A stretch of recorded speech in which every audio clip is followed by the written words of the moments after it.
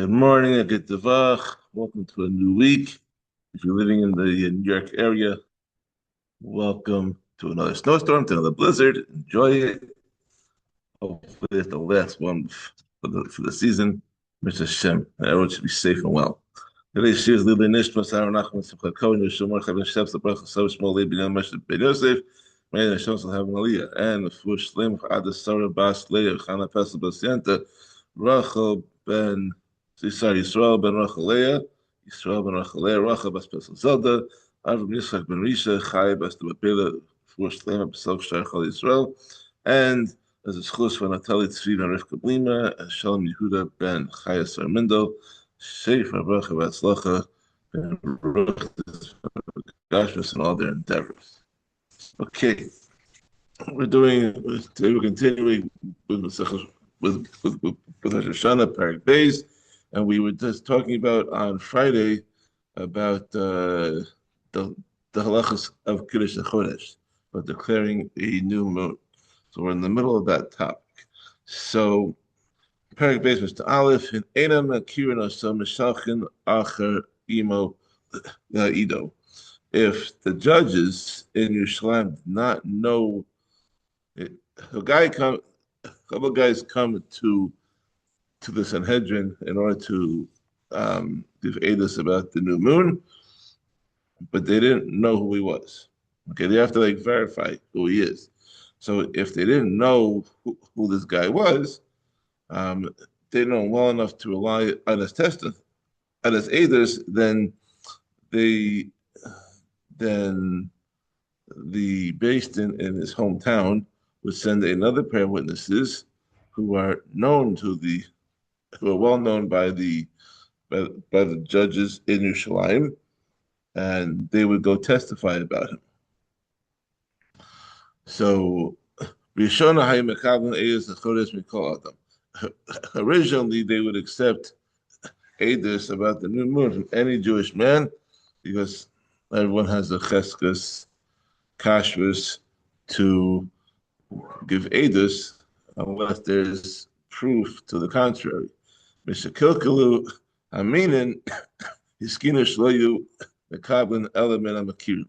However, after the heretics disrupted the process of declaring Rosh Chodesh by hiring witnesses to testify falsely about the new moon, the Chacham instituted that the judges can only accept edus from those who are verified and are known to be trustworthy.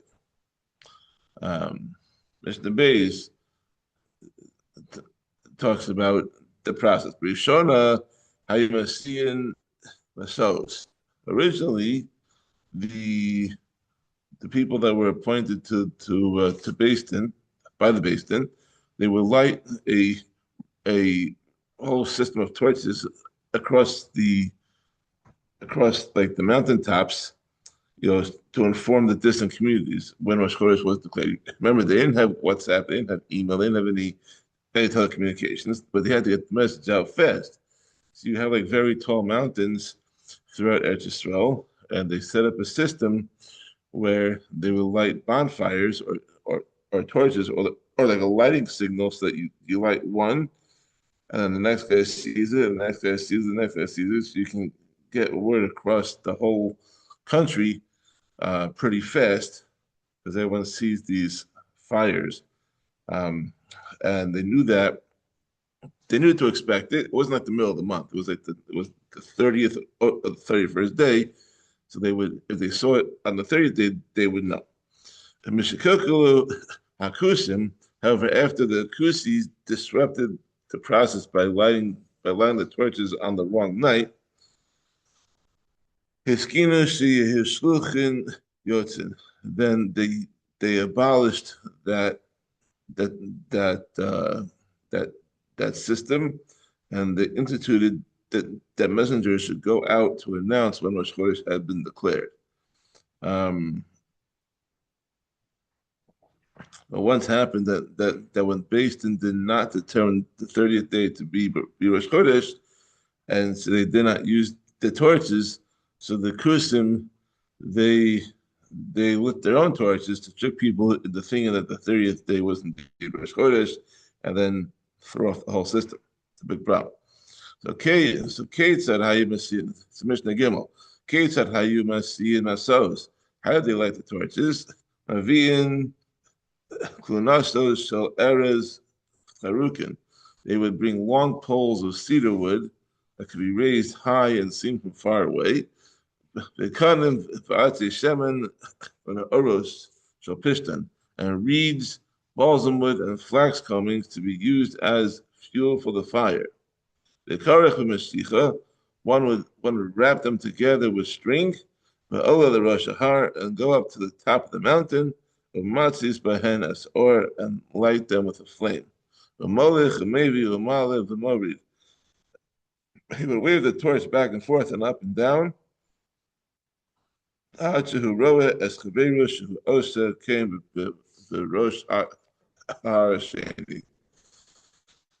he saw his friend on the second mountaintop doing the exact same thing. And then the person on the second mountaintop would wave his torch until he saw the person on the third mountaintop doing the same thing.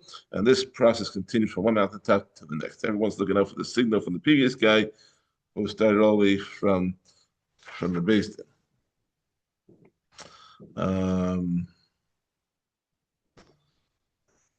So in order that the person on the next mountaintop would not be mistaken, the waving torch for a shooting star, which moves either vertically or horizontally, they wave the torch both ways.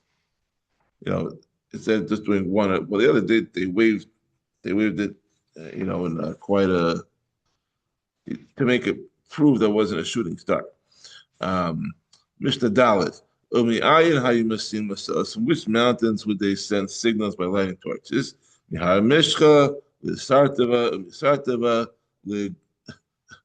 Grafina, the Chavran, the base Baltin. They would signal from the mountain of Harazaisim, the mountain of oil, which is the mountain of olives, it's Harazaisim, to Sartava, and from Sartava to Grafina, from Grafina to Chavran, not Chevron, Chavran, and from Chavran to Beis Baltin, which is within the site of Pumbedisia, which is a town on the border of Bavel. Torches were lit on other mountains as well.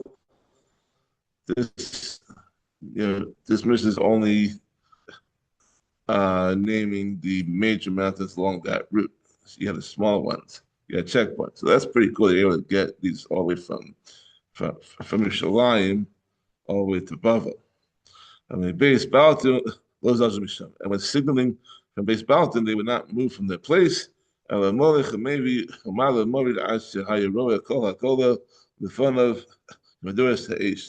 the signaler would continue to wave the torch back and forth and up and down until the people of Pumbedisa responded by going up to the rooftops and waving their own torches. And he would set that entire part of the gullus before him like a bonfire.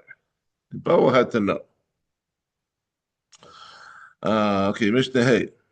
Chatzer Gedola Hais B'Yerushalayim Ubeis Yazik Hayed Nikris. Now we're going to talk about what happened to the witness who saw the new moon once they came to Yerushalayim. So there was a large courtyard in Yerushalayim that was called Beis Yazik. Ulesham, called Ha'edim, Wisconsin, Uveistin, Bokin, Oslam Sham. And that is where all the witnesses gathered and where the Beis Din questioned them. And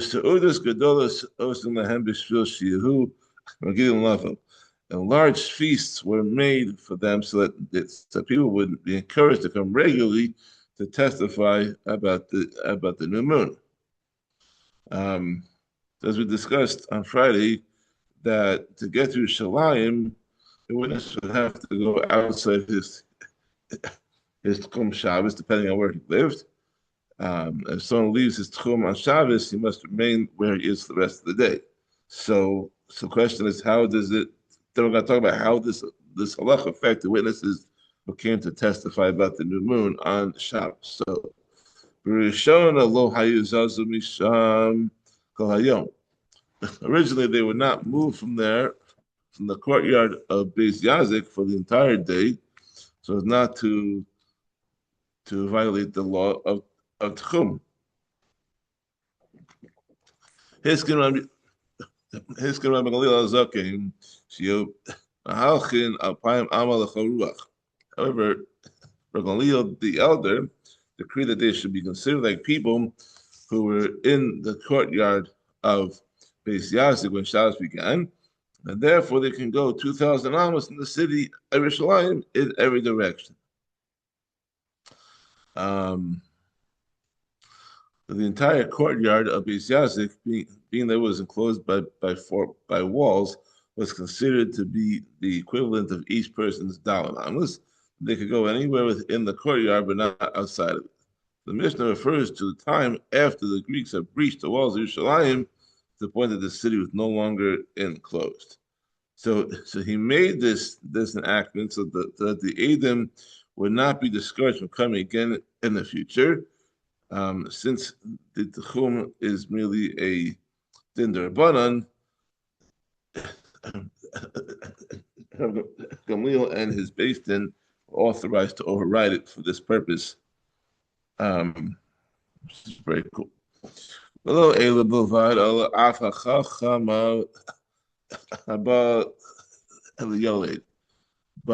this law applies not only to the Edom who go outside the Tchum to testify about the new moon, but also applies to a midwife who goes outside her Tchum to deliver a baby.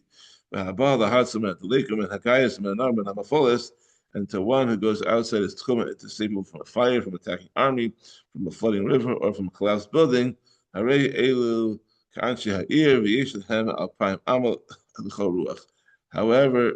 they too are considered like residents of the town to which they came, and therefore have permission to go 2,000 amos from the town in every direction. So all these people that were just named, they are obligated to Chalal Shabbos for this in order to save a life. They are granted the right to go anywhere in a town at 2,000 amos beyond it, even for purposes that are not related to saving lives. I mean, they already did their job, then they have to go home, so they can do that. That's also one of the heterim for other members, where they respond to a call, and then they can go home afterwards, because if not, then they wouldn't respond to the calls. So you have to let them go home. The Torah has a whole system as to how the Torah member goes home, and if he drives, or if Shabbos Goy drives, or the Shabbos Goy has to come meet them at the house to turn the car off afterwards. That's a whole topic in itself. It's very cool. Okay, a lot of cool things in these Mishnahs. Mishnah Vav, Kate how do the judges examine the witnesses? Zug Shabbat Rishon Boken Rishon. The pair of witnesses that arrives first is examined first. First come, first served. The judges bring in the older one of the witnesses, separating him from his partner, and they say to him, "And more case of Isa as Halavana. Tell us how you saw the new moon. If Neachama or if Olachachama. Was the unlit part of the moon turned toward the sun or away from the sun? Litzfona or the Roma. Was the moon on the northern side of the sky, or was it on the southern side of the sky?" So, the long mission here. Let's just take these things one at a time. The Edom, they are questioned separately, as in all cases of Edus, to prevent one from copying the answers of from the other guy. So the older witness goes first, but you have to grill them, you have to really verify them individually, and then they could combine. So, since the moon reflects the light of the sun, then the lit part of the moon is always nearer to the sun, and the only part is always further from the sun, obviously. Therefore, if the witness says that the only part was near to the sun, the judges know that he's lying or mistaken, as we're going to see soon. And the next point, regarding the sun, was it to the north or to the south? That when it comes time, when it gets close to Shkia, the new moon always appears above the western horizon, but it may appear on the sun, but it may be either on the southern side of the sky or the northern side. Um, but it's always going to be in the west. So, on the basis of astronomical calculations, the Beis Din knew on which side it should appear at that time of the year, and if their statement does not match to the court's calculation, their edus is rejected. Okay. Kama Hayagavoa, so it continues. How high was the moon from the horizon? They were asked how high the moon appeared above the horizon. For example, whether it seemed as high as the building, from the distance of the witness of two. It seemed as high. It seemed as high as a building of 2 or 3 stories from the distance of where the witness was. Which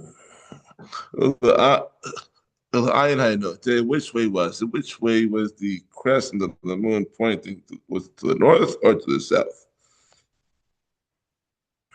They wanted to know where the tips of the moon were pointing. Was it pointing north? Was it south? Because when the new moon appears to the left of the sun, then its tips will point south, and when it appears to the right of the sun, its tips would point north, or horns, whatever. How wide was the crescent? How wide was the angle? If the witness said that the moon's only part was turned toward the sun, he has said nothing. That meaning that his answer is false, and his edus is rejected. And after they examine the first witness, then they bring in the second witness and they examine him, asking the same question that they asked the first witness. If the words are consistent, there's no serious contradictions between the two witnesses, then their edus is kosher. The judges then ask the other pairs of witnesses about the main points of their edus without going into detail.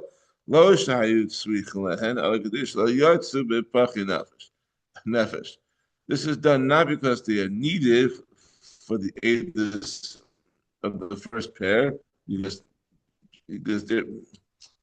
the first pair of Edom, their testimony was already accepted. So they didn't really need the edus of the other people. Only said they would not leave disheartened that they didn't testify before the judges, and that their whole it to prevent them from feeling that this journey had been a total waste of time. The witnesses were asked to give some testimonies that they will be encouraged to come regularly to give edus about the new moon in the future. You want to make sure that everyone felt good, but they showed up.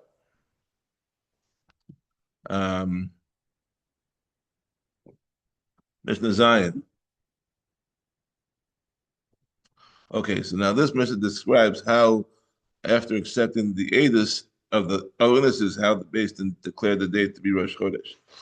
Rosh Beis Din Omer Mekudash Am Onach Mekudash Mekudash.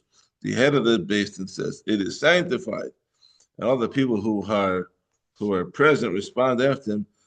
It is sanctified. It is sanctified. Mekudash Mekudash.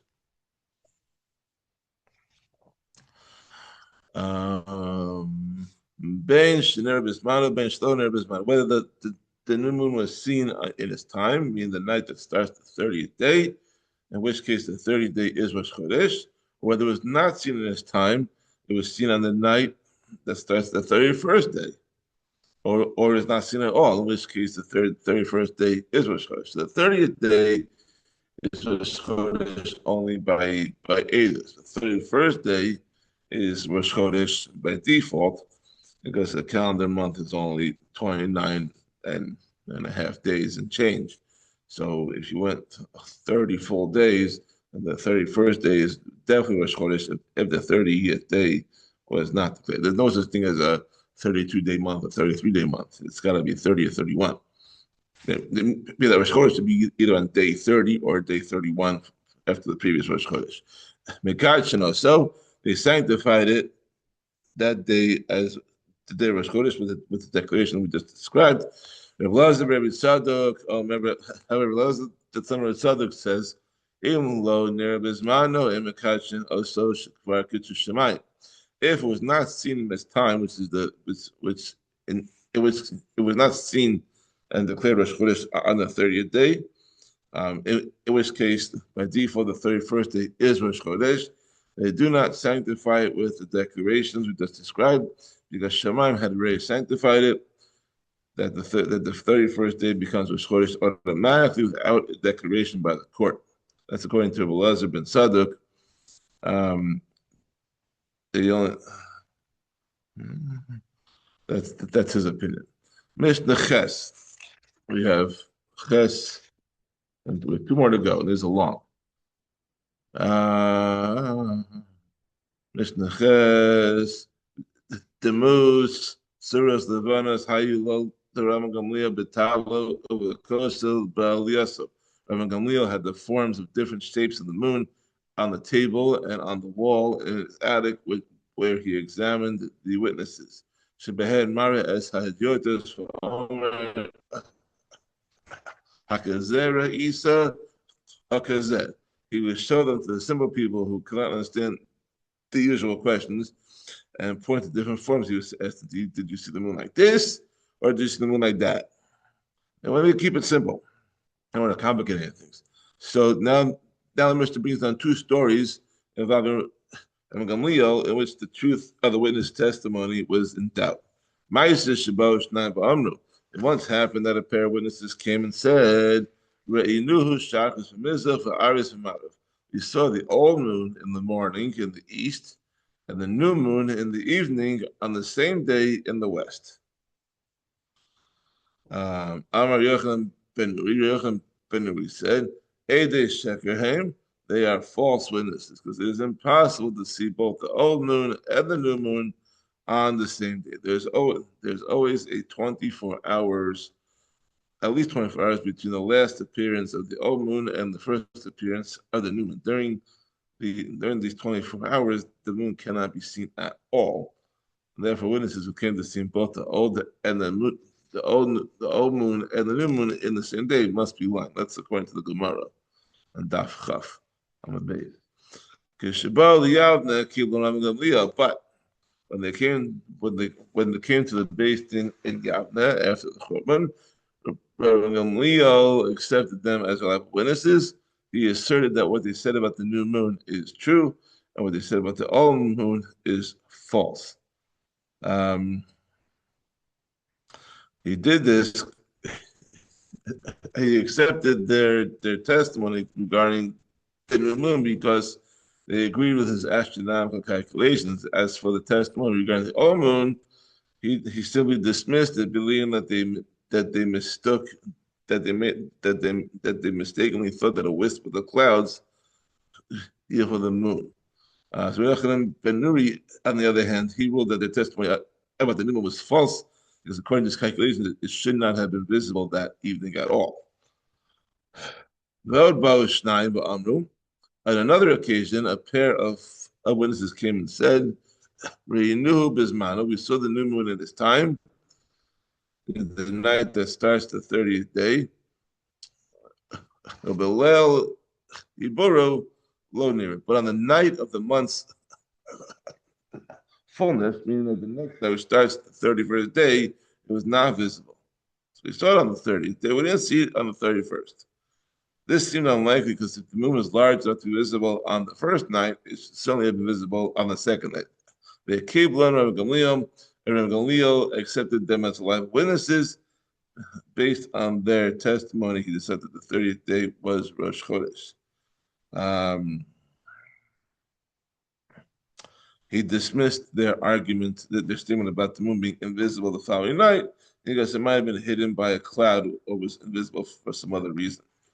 Amar Rabbi Dosa ben Herkin. That's what Dosa ben Herkin disagreed with Gamliel's decision and said, Ede Sheker Hain. They are false witnesses. How can one testify that a woman gave birth and the next day she is still pregnant with that her belly is between her teeth? That's impossible. Likewise, in our case, it's impossible for the new moon to appear one night and then disappear the next night. Rabbi Yeshua said to him, I see the truth in your words. According to the Chachamim, witnesses were false, and so their testimony could not be accepted to have been the 30th day declared Rosh Chodesh. Therefore, they ruled contrary to Rabbi Gamliel that Rosh Chodesh did not fall until the 31st day. And the last Mishnah for today.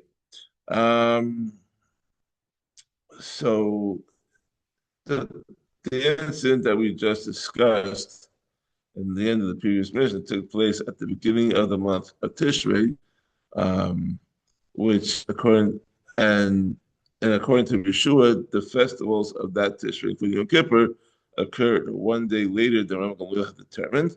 And Rabbi Gamliel, who is the Nasi of the Beis Din, wanted to avoid a division in Klal Yisrael, with some people observing Yom Kippur on the official date and others observing it on the next day. Therefore, Gamliel insisted that Yeshua publicly submit to the court's ruling. This is Mishnah Test. It's a famous story. Shalach lo Rabbi Gamliel. Rabbi Gamliel sent him the following message: Goes Rani alecha shetavo etzli b'maklecha u'ma'asecha b'yom Kippurim shechal yos b'cheshbonecha. I decree that you come before me with your walking stick and your money on Yom Kippur as it falls according to your reckoning. And Gamliel ordered Yeshua to treat that day as an ordinary day by appearing before him with his walking stick and money and maybe a smartphone and whatever other devices, thus publicly showing his submission to the court's authority.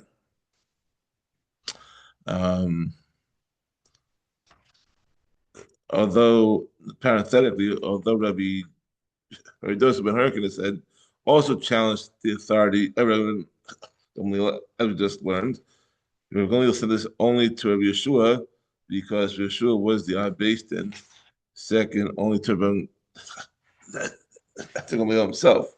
So this was a real concern that people would follow him, whereas Rabbi Dosa ben Herkin was not at such an exalted level, so they weren't worried. They weren't worried about that. Halacha matzu Rekiva Meitzer. Rekiva went and found Yeshua troubled over having been ordered by the Nasi to recall the Yom Kippur of his reckoning. Amallah Rekiva said to him, "Yeshli live Mashiko Mash also Gamliel also." I can derive from the Torah that whatever Gamliel did is done. That his decision, that the court's decision regarding the date of Rosh Chodesh is legally binding, even if it's a mistake. Shanamar, the pasuk says, "Eile modei Hashem Kodesh Asher Tikru Osam." The pasuk from Emor, these are the festivals of Hashem, holy gatherings, which you shall declare. Bein bismanan, bein shalom bismanan, eli moados ela elu. And stating that Hashem's festivals depends on what you shall declare. Pasuk indicates that regardless of whether the Beis Din declares the Yom Tovim in the correct time or not, I have no other festivals. Meaning Hashem has no other festivals than these. These are the dates of the Yom Tovim according to Beis Din, and Hashem doesn't deviate from that. By the way, it's Rabbi Dosa ben Herkin. Yeshua went to Rabbi Dosa ben Herkin, who, as we've learned previously, took the same position as he did. Amallah, Dosa ben Herkin said to him, "Aim bayin anu the ladun achar Beis Din Shaban Gamliel." If we're going to challenge the court of Rabbi Gamliel, tzrichin anu ladun achar kol Beis Din shamad nimas Moshe b'ad achshav. We have to challenge every court that stood from the days of Moshe until now. Shenemar Hayal Moshe v'Aaron v'Nadav v'Avihu v'Shimon Zakein Because it says in the pasuk in Mishpatim, and Moshe and Aaron, Nadav and Avihu, and 70 of the elders of Klal Yisrael went up. Lama no lo nefeshu shmos and. Why were the names of the 70 elders who were who were judges in the court of Moshe not mentioned? Based in Al Yisrael, Harei who This is only to teach us that every court of three judges that was appointed as a based in of Israel is like the court of Moshe. If someone claims the judges of his generation are not as great as Moshe and Aaron, we can say to him that although that may be true, they might be as great as other judges at Moshe's court whose names were not mentioned. Since they're not mentioned by name, we do not know their greatness and their excellence, and therefore by omitting their names, the Torah warns us against assuming that our judges are inferior to them. Rabbi Yeshua responds, Nato maklo osov biyado v'halach liyavna etzel Gamliel biyom shechal yom kippur yos b'cheshbono. He took his walking stick and his money in his hand and went to Yavna to Rav Gamliel on the day that Yom Kippur fell according to his reckoning. Amad Rav Gamliel ben Mashko al Rosho. Rav Gamliel stood up and kissed him on his head. Amar he said to him, Bo b'shalom Rebbe v'talmidi. Come in peace, my teacher and my student. Rebbe b'chachma v'talmidi shekibalta devarai. You are my teacher in matters of wisdom, but you are also my student because you accepted my words. That is all for today. Thank you for joining us. We'll continue tomorrow with Perek Gimel by Rosh Hashanah. Stay warm and stay safe. Have a wonderful day.